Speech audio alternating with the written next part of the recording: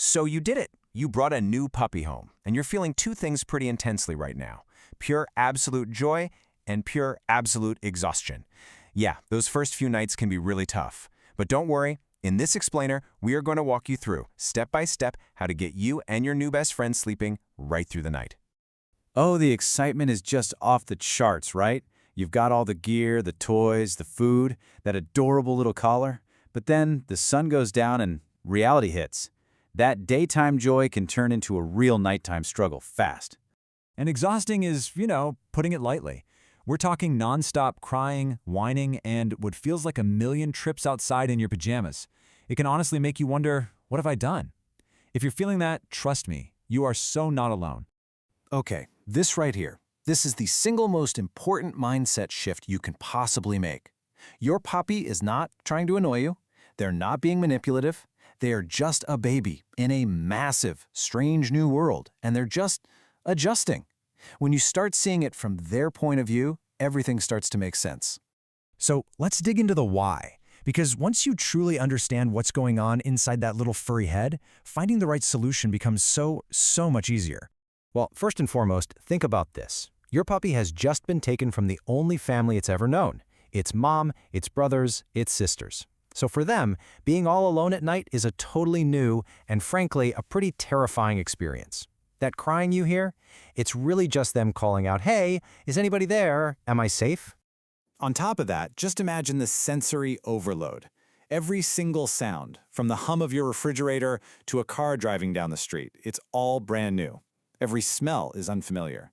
It's a lot to process, and that uncertainty makes it incredibly hard for a little puppy to just relax and feel secure enough to fall asleep. And then there's just basic biology. A young puppy's bladder is tiny. They physically can't hold it all night.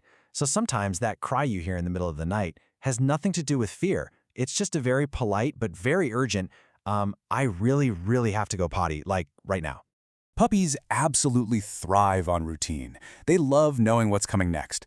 But in your new home, there is no routine yet. They have no idea that nighttime is for sleeping for a long time. Without that consistent schedule, their internal clock is just all over the place.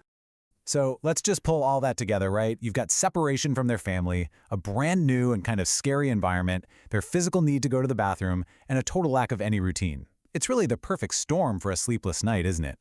And this brings us right back to that core idea. Your goal isn't to somehow force them to sleep.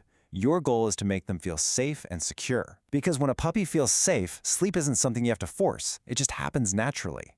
That insight really changes your whole approach. All right, so now we get the why. Let's get into the practical stuff, the how. We're going to go through a 10-step action plan designed to build that safe space and get a routine going that leads to peaceful nights for, well, everyone.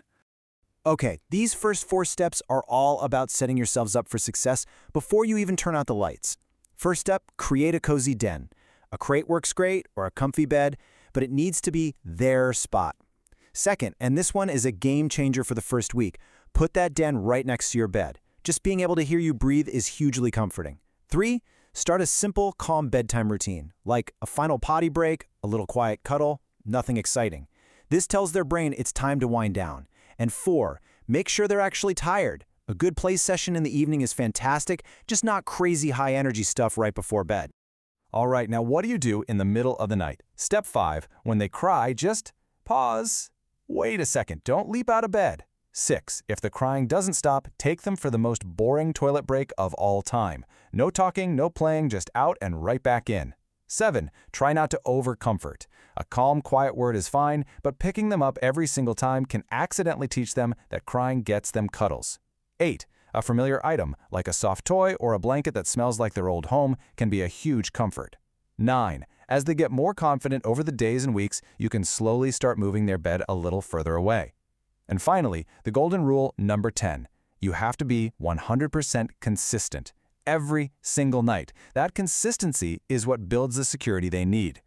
I want you to remember this number, 3. The first 3 nights are almost always the absolute hardest. If you can stay strong and consistent for those first 72 hours, I promise you, you are over the biggest hurdle. It gets so much easier and a lot faster than you think. Okay, so we've covered what to do, but it's just as important to know what not to do. let's quickly run through a few super common mistakes that can accidentally make things way harder. Letting them sleep wherever they want just creates confusion about where their safe spot is. Jumping up at every little whimper teaches them that making noise gets your immediate attention. That crazy game of fetch right before bed, it just gets them all hyped up, not sleepy.